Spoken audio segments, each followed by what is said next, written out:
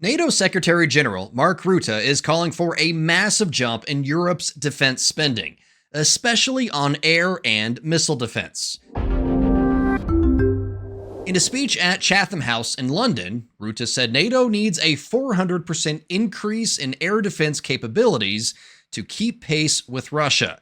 He warned even if the war in Ukraine ends, the threat from Moscow won't.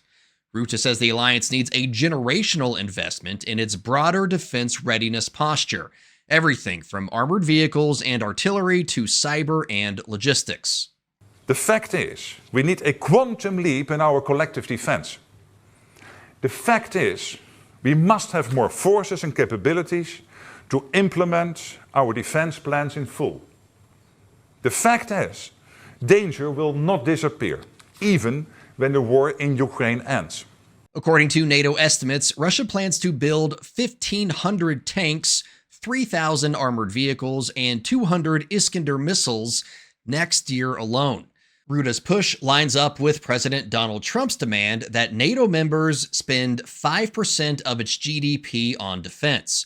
Rutte is pitching a compromise, 3.5% for direct military costs, plus 1.5% for related security upgrades like civil infrastructure and cyber resilience.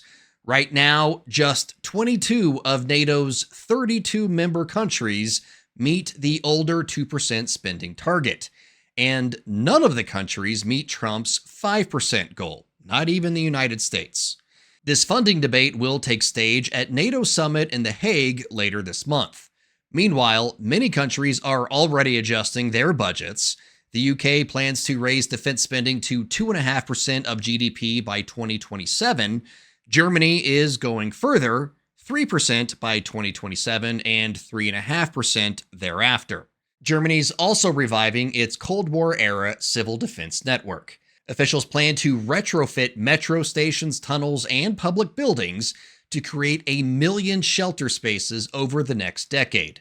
The total cost of that project will be around $45 billion, maybe more, and it's probably why Rutte is pitching a compromise which would include some infrastructure projects in defense spending.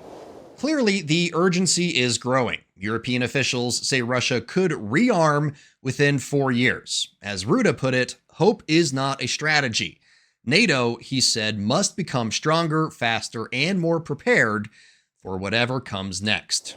For more of our unbiased, straight fact reporting like this, download the Straight Arrow News app today.